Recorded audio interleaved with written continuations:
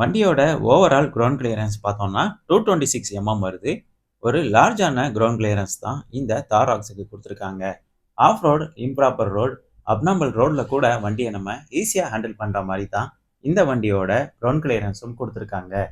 பார்க்குறதுக்கே ஸ்போர்ட்டிவாக இருக்கிற மாதிரி ஒரு பெட்டரான அலாய்வில் டிசைன் இந்த தாராக்ஸுக்கு கொடுத்துருக்காங்க.